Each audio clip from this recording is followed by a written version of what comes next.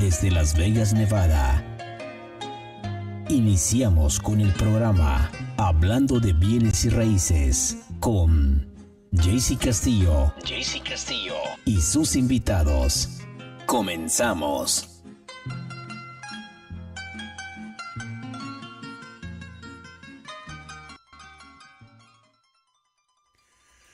Muy buenos días, Las Vegas. ¿Cómo están? Yo soy JC Castillo. Estamos comenzando su programa de Hablando de Bienes Raíces. Hoy día, jueves 27 de febrero. Increíble cómo se está moviendo el tiempo. Vamos a darle la bienvenida a nuestro invitado especial.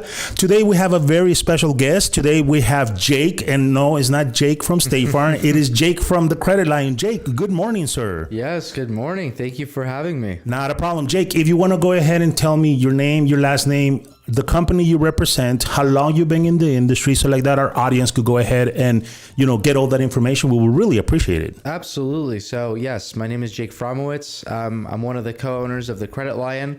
We're based here in Las Vegas. We serve Las Vegas, Nevada at large, California, and we do serve pretty much every other state in the country. And in terms of how long we've been in business, I've been in the industry for about 7 years now. Okay. And this business has been around for approximately 3. Yes. All right. Very cool. So you've been in the industry from credit repair, right? That's what you guys do. Yes. Okay. I know that credit repair is a very intricate system that you guys work on, and we're going to break it down because let's be honest, Jake, 87% of the people that get credit the first time, they have no idea how credit works.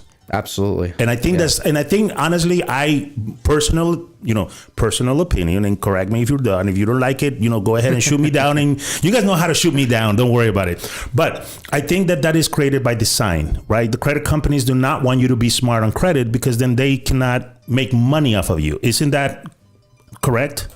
Yeah, from what we understand and what we see, a lot of consumer trends favor really the companies that can make the most interest off a client. Correct.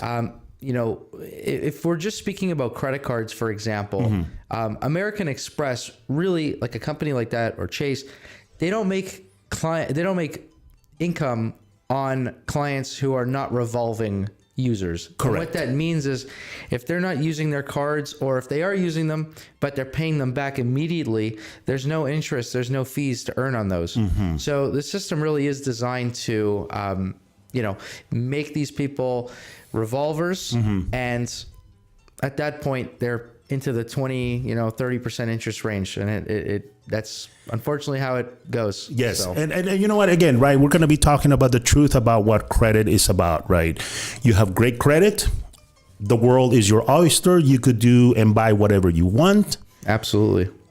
You have not good credit, then your options change. You have bad credit and you're up to whatever they want to give you. Yes. Right? And because it costs so much more money. Yes. The same types of things that you would want to purchase, whether it's eventually a mortgage, even a auto finance, or even credit cards at large. You are just so much more limited. And frankly, for the same exact thing, you might be paying double, triple, or even more than that. Correct. And let's be honest that, nowadays, credit not only just serves for your purchases, right? Because there's a lot of corporations that run your credit. We were just talking off the air that, if you want to have a, name brand insurance company in your home, they're going to run your credit. They're going to see, what your finances look like to be able to cover you. Work. There's a lot of places right now that they got to run your credit to make sure that you are a, outstanding citizen. They want somebody with a good personality. And I think that your credit states a lot of, what your spending habits are. And I think that's something that we need to educate our people is spending habits make us or break us when it comes down to the credit scores, right? Absolutely. Can you give us a little bit of a tips on, why what is the correct spending habits of somebody that you see all the time that says, hey, this person has a 700 FICO score and up, and then you look at this other person that has a 525 FICO score and their spending habits are very different, right? Absolutely. Please, Jake. So yeah, everybody has a different scenario. When we do a consultation for credit, credit repair, or business credit, anything that we touch, that's one of the first disclosures. No two people are the same. And frankly, that just comes from their lifestyle, income, how many people are in their family, what their, preferences are and such. But what is a common pattern for people who have a really good score, of course, there are no late payments.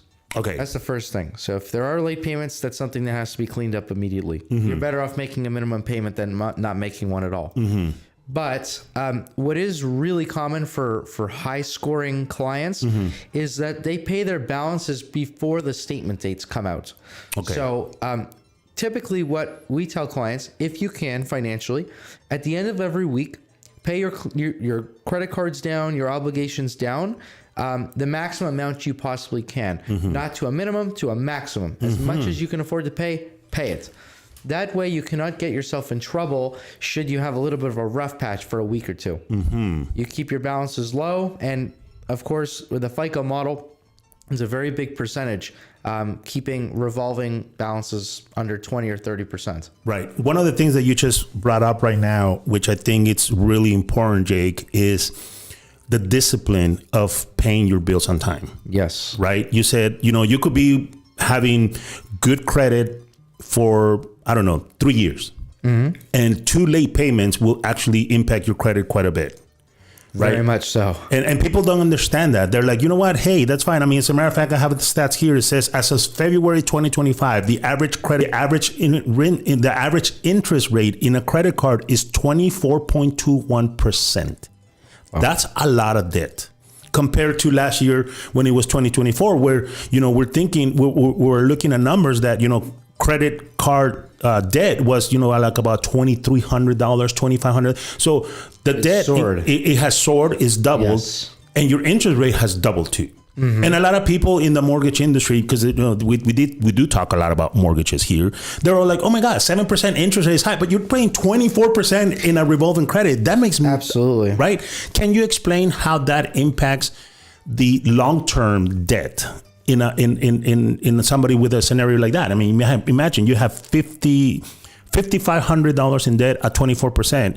It's going to take you years to finish paying that off. You just pay the bare minimum, right? Yeah, I mean, unfortunately, there are cases where people, if they don't come into contact with a company such as ours, or they're not savvy enough to really understand what has happened, they may just continue with those balances for life or for a very long time. Correct. Making minimum payments, like you just said, it's not really going to cut it, because as you pay whatever that interest rate on that product is, say 20, 23, 25, 27%, you're not going to beat it paying minimum amounts. And it goes back to what you were saying at the beginning, where the system's kind of designed against you. That's really where that does happen.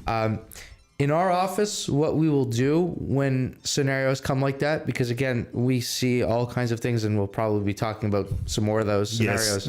But when it's strictly a balance issue, as long as the file is not sapped down with installment loans, such as like personal loans already and things like that, what we'll try and do is we'll help the client see if they can transition some of those debts into like debt consolidation loans. Okay. That way they still have a debt, don't get me wrong, it's not free money. However, those rates typically are about 9 to 14%, right, versus whatever, 20, 25, 27. Yeah. So you do save, and it does give you a direct path to pay them off. It's a fixed amount that you can kind of, get back on your feet with. Right. So you represent the company Credit Lion. Yes. Now let's get a little bit of background on why did you decide to open up your own, your own firm, right? Of course. And then also, how did you get into the credit repair business? From you as personal. I mean, you seem like a very young guy. So if you've been in the industry for 7 years, you own your own company for 3 years. So there has to be a reason why you decided to go into this. Can you give us like that people get to know you personally, please? Absolutely. So kind of how it all started, it's a very interesting story. My friend and I, we went to university together. Okay. I originally was a international student from Canada. Oh, okay. And he was from Armenia. Okay. We both, at the time, we both worked for different companies part-time during school. But one of the things that we noticed is being foreign. We could not ask our parents or family members or anything about credit. And more importantly, nobody could co-sign anything for us. That's true. If you wanted a car, if I wanted a credit card, you know, I had to build it from scratch. And we did, but that really did fuel the process of us wanting to explore the credit space. Yeah. And even though, you know, truthfully, I didn't have any hardship that made me have to fight a charge off or a collection or anything that we really do day to day here. It did build kind of an intrigue of how we could help people in those scenarios. Nice. And so we both got very invested in credit, and it just so happened we both had the same passion. Nice. So we started this business together. So more or less, you guys decided to go ahead and not only, you know, understand the credit path, right? Because it's there. I mean, if you search it, you know, tell you how to have good credit, it will give you the program. But literally, you guys decided we want to educate, right? Yes. We want to educate, and then we want to help the people that has already gone in trouble for not having the education. Absolutely. And then I guess the other thing is too, one of the things that I realized, you know, growing up in Canada, actually, they do teach financial literacy in school. Right. It's basically part of the curriculum. Correct. And well, maybe not everybody pays attention as much as they should. Yes. They do have a better understanding. And so I noticed in the U.S., I would ask people, you know, did they ever teach us in school or anything like that?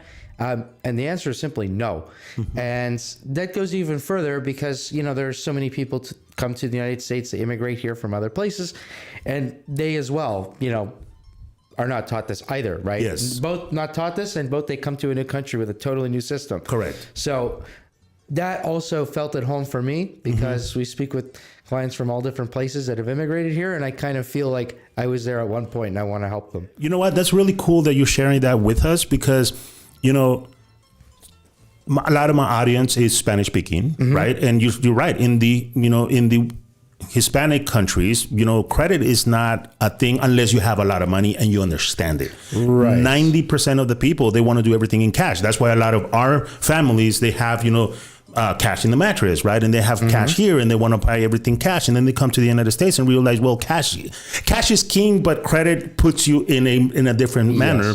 And then we start getting into trouble of, you know what, you go to, you know, that, you know, the store with a little red circle and they're like, hey, you know what, you want a store and save 20%. And, you know, you're like, yeah, I don't know what I'm doing. Sure. And then, you know, the revolving credit starts coming in. What is the difference between the revolving credit and a credit kind of like where you're getting from a mortgage, right? Because that is not a revolving credit. Can you explain the difference so that people could understand? And also a lot of the real estate professionals that are watching us so they could understand what the difference is. Absolutely. And it is very important that this is highlighted. Yes. A lot of people do get them confused or crossed. Correct. So a revolving account is really two different things. It can be two different things. One is most common is a credit card, and two is a line of credit. Okay.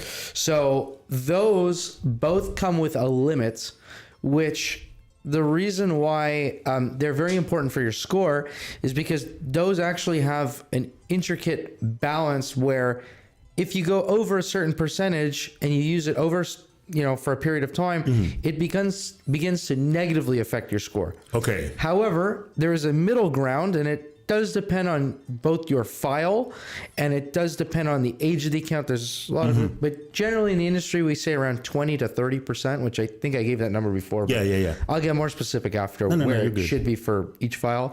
At that number, it's considered like a neutral account. Okay. It's not really helping too much. It's not really hurting too much. It's just sort of existing, and the age of the account is what keeps the score going higher. Right.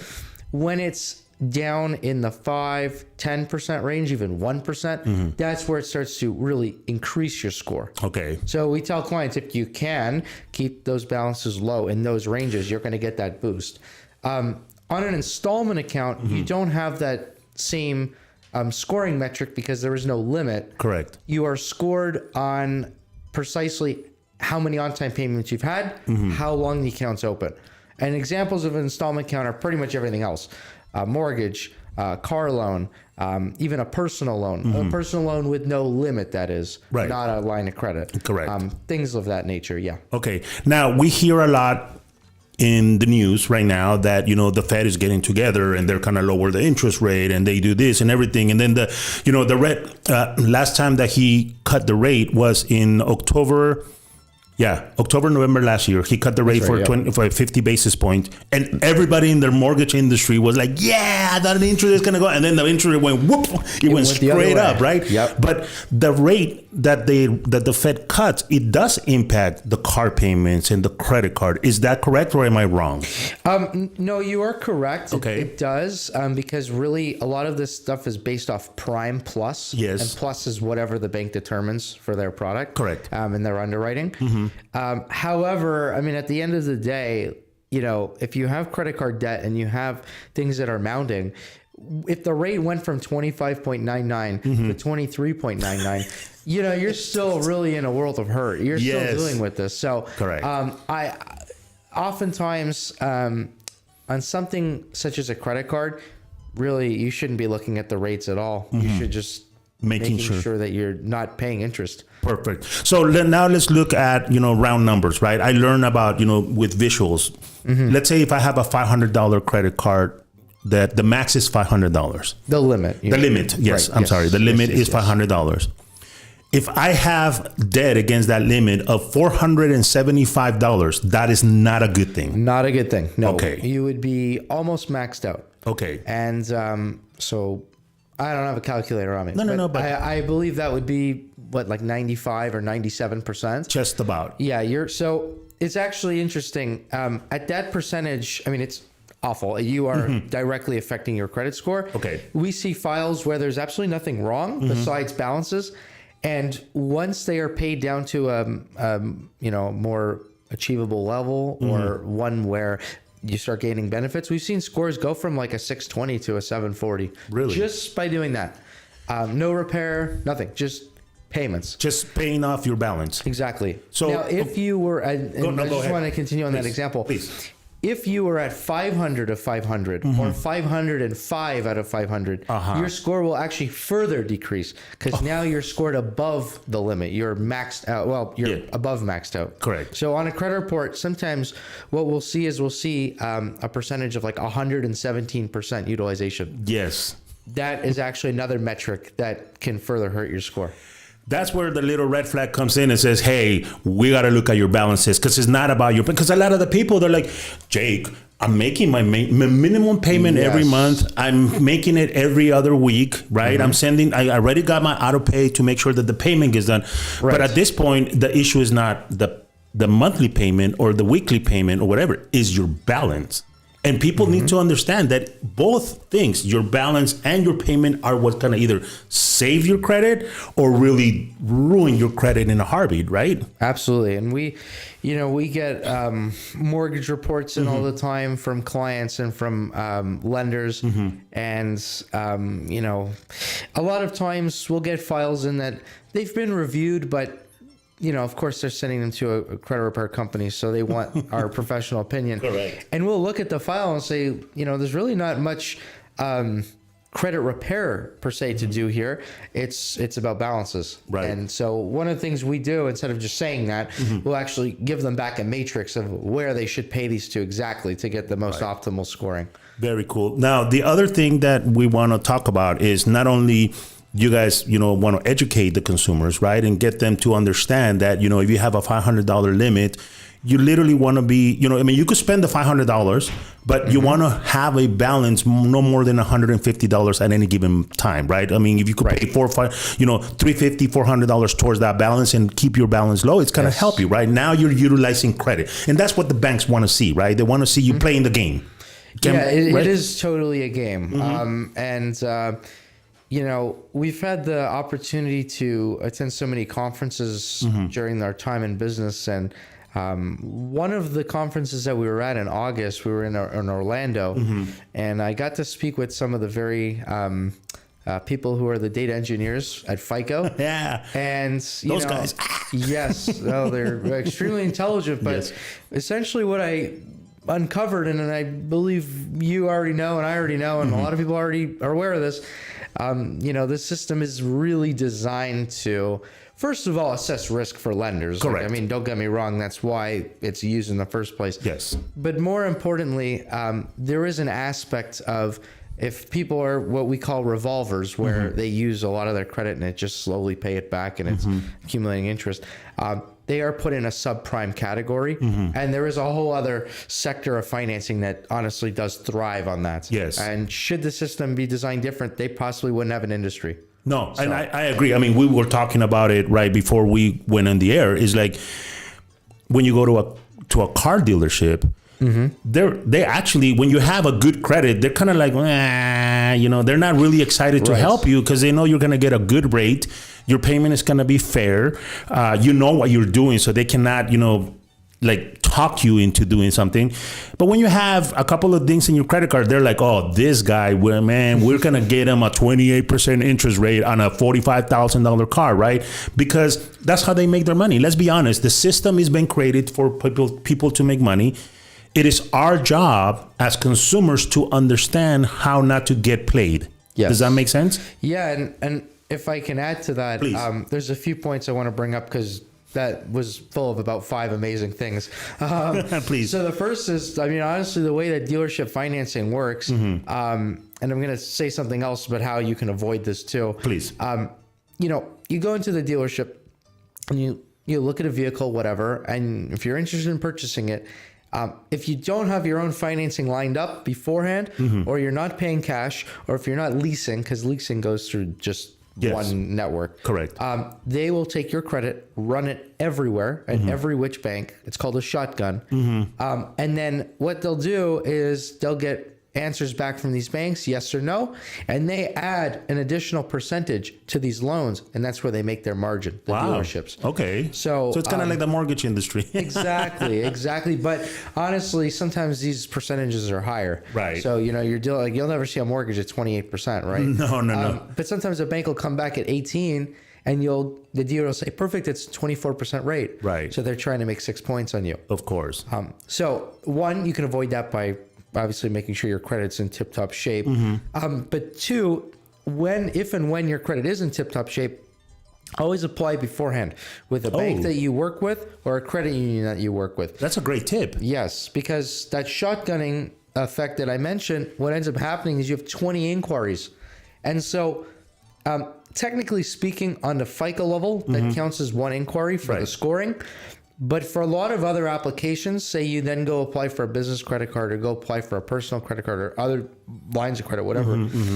Even though for the FICO application, it counts as one, the banks still see all those inquiries together. Correct. So it looks like you are shopping around, seeking money, shopping around. Yes. Wow, that's really interesting. That we need to be educated in these things that we do every day. I mean, we all have bought cars. We all have gone to the dealer not knowing what's going on. And you think that dealer guy, and again, don't get me wrong, dealers, again, if you want to. Dealers, right. We know that it's part of your job that you guys are doing this, right? But at the end of the day, I know that if you do not know a certain process, you should at least inquire. I know right now that the newer generation, they're looking at YouTube University and learning things, right? There's a couple of things that tell you is like, hey, you know what? If you're going to go buy a car, make sure that you already have your credit. You already know what you're going on. So, because if you show up and you're like, do you know your credit? And you're like, no, I don't. They're like, oh man, we're going to, not take advantage, but play the system. Light up a little bit. Right. So now, Jake, tell me about, you've been in the industry actually for 7 years. You're owning your own company for 3 years. Tell me what has been your most successful story out there where you have somebody that came in with a negative 325 FICO score and you brought it up to 650. And then what has been your horror story? Because I'm pretty sure you have all of those, right? Absolutely. Please go ahead. Yeah. I mean,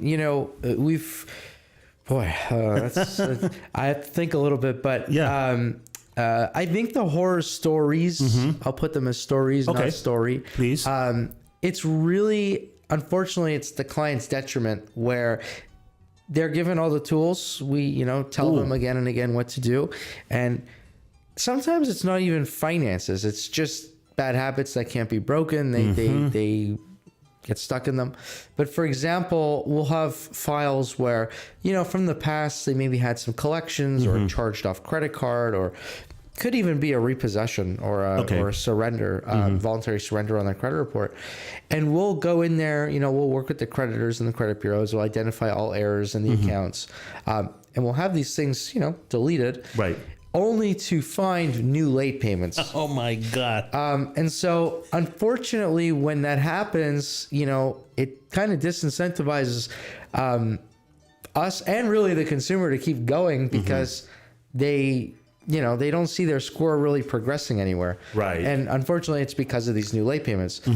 But, we don't like to pride ourselves on those files. No. We like the files that really convert into something. And Correct. so a lot of the success stories come from those same files, except that they really do listen to what we're telling them. And as long as they, fix their habits once, they won't go back, because we see those files, they turn into a approved mortgage at a phenomenal rate, or they turn into car financing, or in the case of clients that come to us who want to open a small business here in Vegas or California or whatever state they're in, they understand that now they can access capital they couldn't before for a lot less, and they're never going to make that mistake again. Right. And those are the best success stories. I really appreciate that you sharing with us, because again, we see it all the time, especially with my mortgage industry partners, right? They're like, you know what?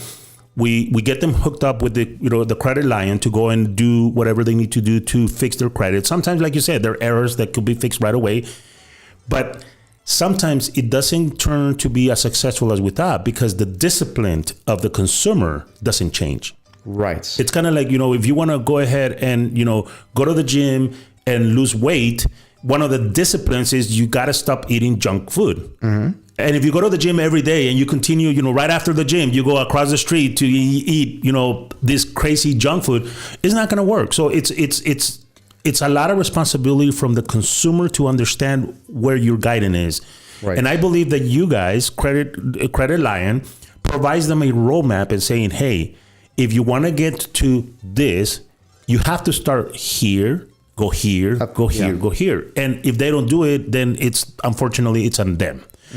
Can you explain to me the difference between, because you just brought it up a couple of times, of your personal credit and a business credit? Yes. Because a lot of business owners, they're like, well, shouldn't it be the same? I mean, I'm the business owner, right? But you do have to separate those, correct? Yes. So, I mean, the business credit, it gets very intricate. Okay. And there's so many layers to it. But essentially, a personal credit report score, it's generated by the three major credit bureaus, Experian, Equifax, and TransUnion. Correct. They don't actually generate the scores themselves. They provide the data and the reports, and then they partner with FICO or Vantage to provide a score for select industries. So, for example, for mortgage, they're looking at a FICO 2, 4, and 5. Okay. Each one of those 2, 4, and 5 are almost identical, but they have a little bit of differences. They were designed for each of those three bureaus. Correct. It is going to be transitioning to FICO 10T in about a year and a half or two. Okay. It was supposed to already, but bureaucracy, it's delayed. Of course. For a credit card, you usually are looking at something called like FICO 8. Okay. And the differences really in these models are which elements that they prioritize. So, I'm sure you'll have listeners on that will understand. They've looked at something called Credit Karma or Experian.com, and then they'll go to the dealership, or they'll go to get a mortgage, or they'll go to get a credit card, and their credit score is different. Yes. And they're like, why is it different? Well, it's these models. And so, for example, say you had, a collection. Okay. Right. From let's call it a hydro company. Okay. Or like Republic Waste, like, something here local. Let's give it an example. On a FICO 8 model, it might only affect your score 30 or 40 points. Still definitely affects it, and let's get it off. Yeah. But on a mortgage, it could tank your score like 100 plus points. Wow. Because they all incentivize different metrics to make up the score. Okay. So. Okay. And that makes a lot of sense, because you're right. You go to Credit Karma and your mid FICO score is going to say, I don't know, 648. Yes. And then you go to a mortgage company and they're like, well, your FICO is under 600. They're like, well, wait a minute, Credit Karma. I'm like, I usually try to tell people, this is kind of like when you're trying to find the value of your home and you go to Zillow, and Zillow tells you it's worth $1 million, and you talk to a real estate agent, it's really only worth $475,000, right? Absolutely. The data gets skewed. Yes. So how can you Oh, one more yes, thing. please, Sorry. go ahead. No. I just, because you did ask about the business credit, so I want to just make sure I Yeah. mention that for you too and the listeners. So that's the personal side. That's how it's calculated. Those are the three bureaus. Okay. On the business side, it gets a lot more complex because there's other reports and different scores. Okay. But essentially, I would divide it into three things. Okay. So you have business credit. Mm-hmm. You have business credit for a larger size business, and then you have corporate credit. Okay. Wow. So business credit and business credit for a larger size business is really where you're the sole proprietor, or maybe you have a partner or two, but the business is making under, let's call it $1 million in revenue a year. Okay. For that kind of business, personal credit is still very important because you will be a personal guarantor on almost anything you sign. With corporate credit, it's where a company's generating usually $1.5 million or more in revenue, sometimes $3 million, depending on the bank or the creditor that you're playing with. The main difference is there. At that point, they can start to lean on the business, the corporation, on their track record versus the sole proprietor or the co-signer, the guarantor. Yeah. And so what that really means is when you're using corporate credit, you want to start building out trade lines and, basically trade references is what they're called in business credit space, on Experian business credit, on Credit Safe, which is another type of report, a Paydex score with Dun & Bradstreet. So you have different metrics that you want to build out. One of the things is that it still pays to do that while you're a sole proprietor or while you have a smaller business or larger size business that's not at the corporate level yet, because although they will still most likely use you as a guarantor, it does help with increased limits, also better terms, and more credibility overall for what you're applying for. Correct. So it is important to look into those as well. And that is an auxiliary service that we offer as well. Not everybody needs it, but it is there. Well, I mean, if I'm a small business owner, right? I own a pool cleaning company or a lawnmower company, or I stage houses for real estate agents, and I'm the sole proprietor. And I need to buy more furniture, and I'm putting it in my personal credit. You should be looking into maybe getting a business credit. Right? Well, yes, and that really. Honestly, that goes back to the first few minutes of our conversation, because what ends up happening, and it's so common, like we have a lot of real estate agents that, they have expenses. They're staging a house or doing a showing, whatever, an opening party, and they put all these expenses on their personal credit cards. Right. Well, what happens? It goes right back to their revolving credit. And so, honestly, we have a lot of real estate agents, real estate professionals, even loan officers come to us with, high revolving balances on their personal credit, and it's simply because of their business expenses. I never thought about that. You know what? That makes a lot of really sense. I mean, that's why it's important to talk to the professionals. That's why it's important to, honestly, to get educated, right? Because we all think that, we know enough to be dangerous, but at the same token, I mean, you deal with credit every single day. You see the worst of the worst and the best of the best.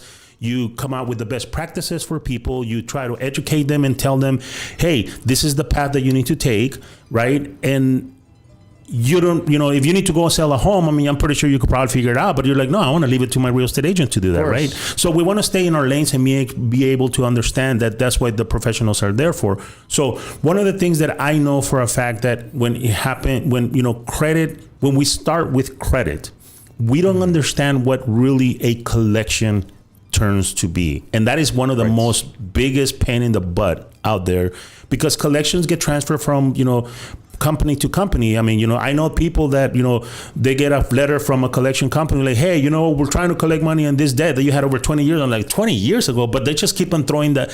Can you explain that whole process so people can understand the collections? You need to get rid of them right away. Yes. So I guess I'll start this from the very beginning of where a collection could even possibly start from. Please.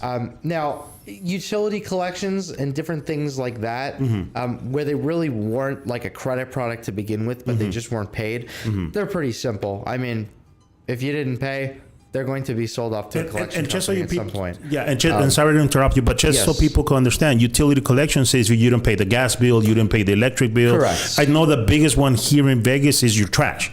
Yes. Republic service is horrendous because I work for a title company and we got to call literally 9 out of 10 times and saying, oh, I know you guys have a collection for the trash bill. Can you go ahead and send that over? Because we're going to be paying it either in the sale of the property or the refi.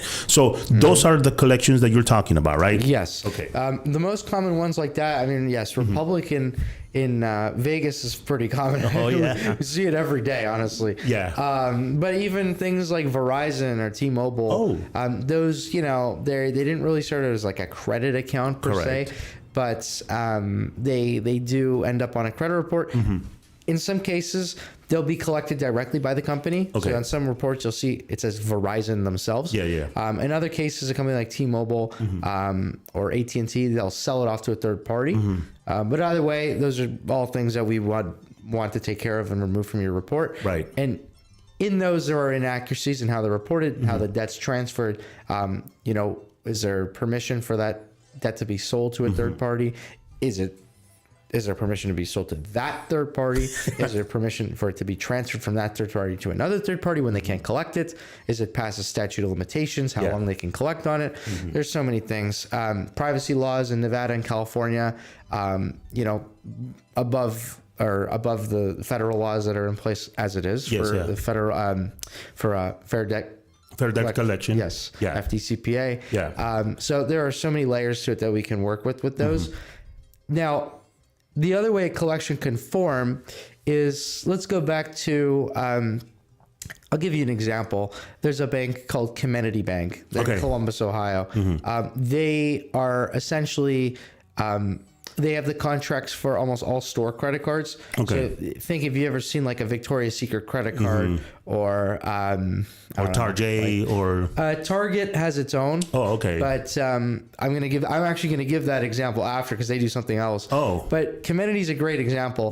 What they'll do is, say you have a Comenity Bank credit card from Victoria's Secret or Sephora. That's another one that's super common. Yeah. So you'll have the account. If it doesn't get paid for 1 month, it'll go 30 days late, then 60, then 90, then 120 and 150.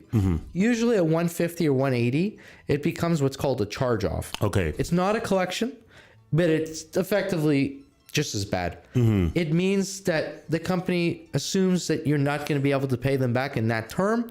The account's closed, and it is, while they don't have to technically write it off right away, they have assumed that it's considered an uncollectible account unless they're reaching out to you or unless you voluntarily pay it.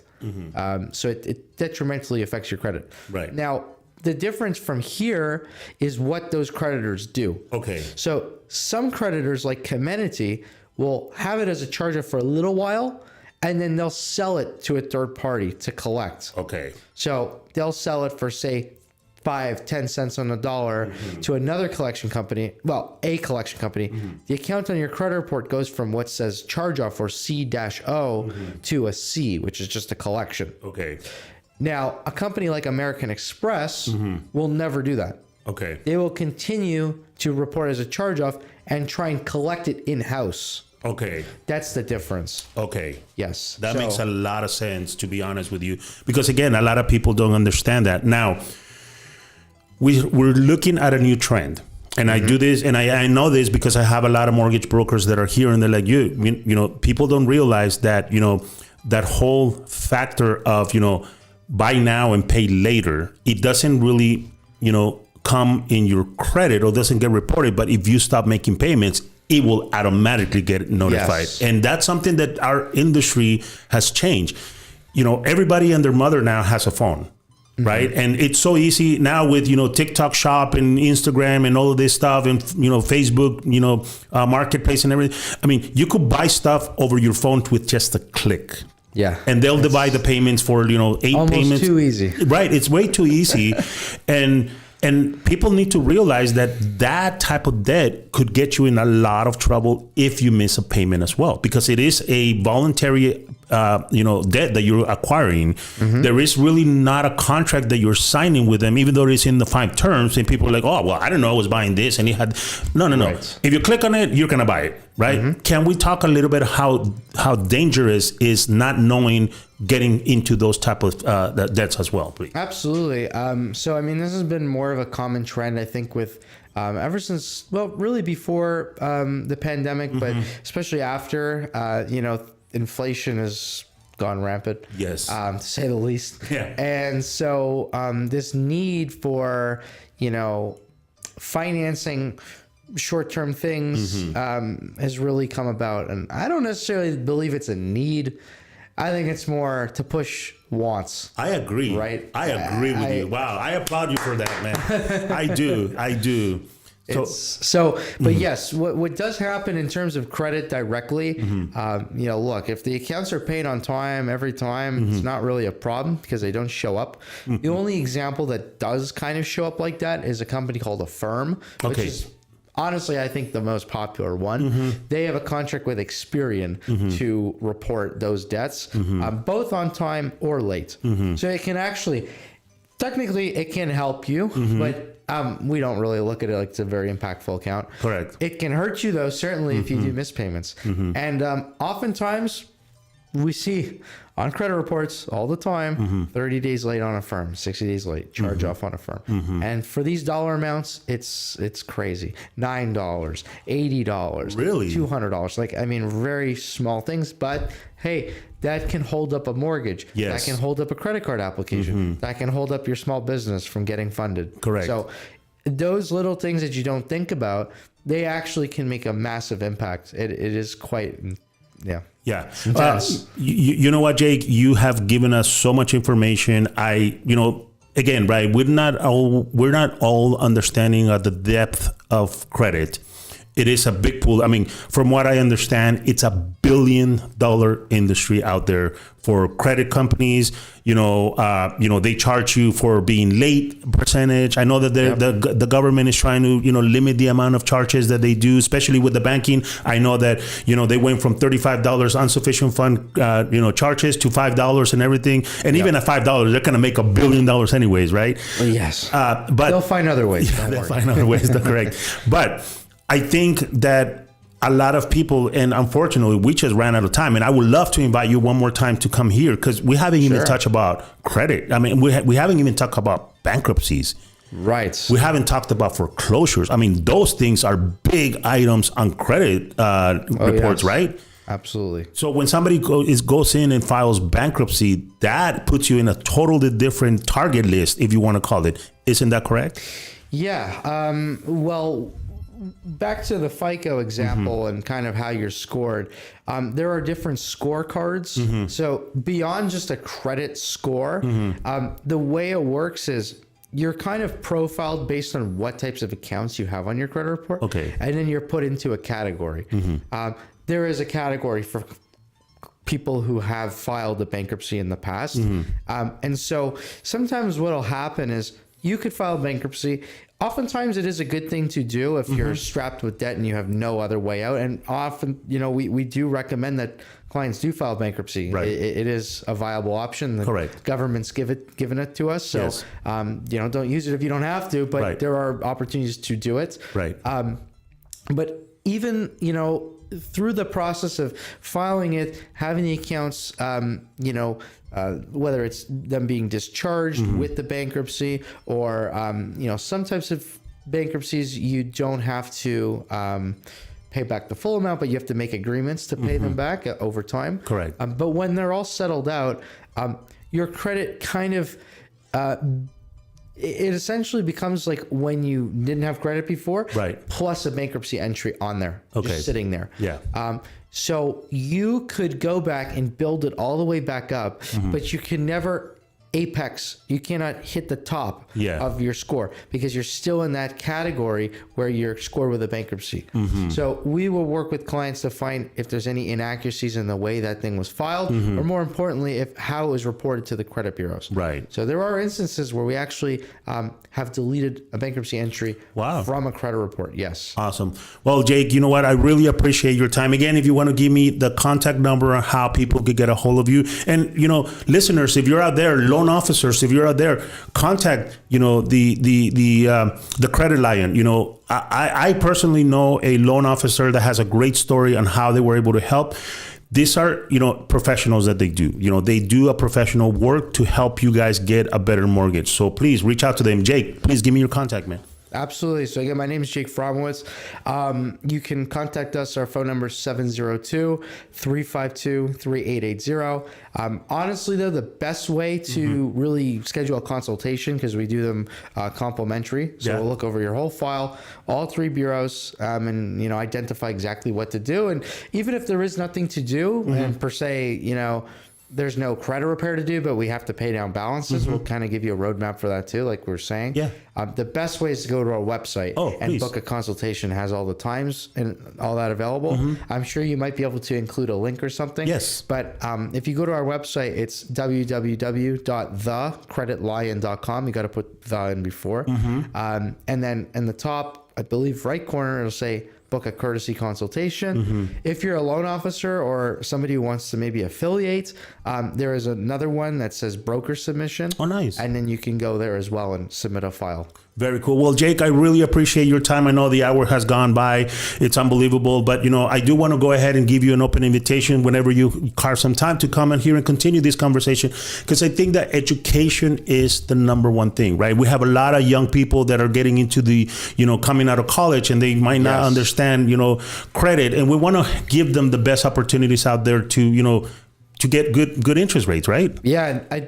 I mean, I don't want to end it on a negative note, but it is something I'll turn into a positive note. Yeah. It is a little bit concerning that we are seeing, you know, now we're seeing millennials start to buy homes. Yes. And that is a great point. It is. However, we are also seeing these millennials with the same exact credit mistakes that their parents made. And so it means somewhere along the lines, education didn't really fulfill, you know, what it was supposed to do. And so, you know, unfortunately, we cannot educate entire United States. No. I wish we had the whole country as our clients, but we just can't. Right. So, you know, whoever is fortunate enough to speak with us, yes, we're going to give that information, but it is just so important to use YouTube, use other resources, even the CFPB. Well, now the website's kind of down. But, it's done. CFPB is done. They did have some good resources. Yes. But even on YouTube, you know, there's other sources. There's just, like we were saying, how to pay your credit cards and stuff like that. Yeah. What's most optimal. But yes, if there is credit trouble, there are problems from the past, we're very happy to try and help you. You know what? Let's end on this, Jake. How important is for our consumers to monthly budget? Because we know that a lot of people that get in trouble, they don't even know what the budget word means, unfortunately. And I'm sorry, I don't mean to disrespect anybody, but let's be honest, right? No, absolutely. How important is to budget every month, Jake? I mean, I think if you find yourself with credit card debt, with other types of debt, it's more important to first look at your budget, then to pay the accounts. So yes, budgeting is extremely important. And, you know, while I can't tell someone or dictate how they live their life, maybe being frugal for a period of time and, you know, cutting back expenses is extremely important because it's going to help you in the long term. Right. And by doing that, you will uncover funds that you did not see or think you had before. And those will go directly to paying your debts back. Hey, listen, if you're out there going to Starbucks every day and you just stop that, I mean, you get free coffee at work. Come on, let's be honest, right? Absolutely. It changes the end of the year, amount of money that you're spending on that. A lot of people get shocked when they're like, oh my God, I didn't realize I spent, $150 a year in Starbucks. It was only $5 a day. It adds up really quickly, right? Absolutely. And I'll leave on one other thing too. Please. Just because it's the end of February and we're getting towards tax season. Yes. Here, this is the time of year where people do get some refunds back. And this is also the time of year where some very silly purchases are made. I agree. So, instead of seeing a very nice flashy car at the dealership and trying to go run your credit, like we said, might want to look at your credit first, see if there's anything that, you can obligate the money to help your financial situation out first. Jake, you said a word that it just, stuck with me, and I love it. Patterns. You have to break the bad patterns. Yes. Right? You just have, if you want to be successful, you have to find the good patterns and follow those and get away from the bad patterns that you have. And you see that all the time with this. Jake, again, I really appreciate your time, man. Thank you.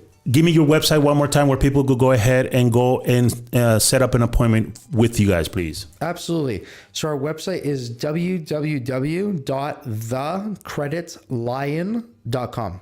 Awesome.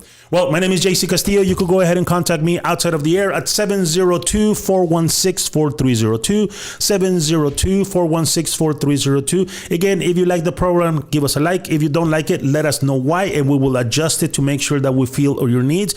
I am with Lawyer's Title. Remember, Mr. Buyer, Mr. Seller, you have the right to ask for the title company. Do not let your loan officer or realtor ask for it, because we are the ones that provide the service directly to you guys, all right, to the consumers.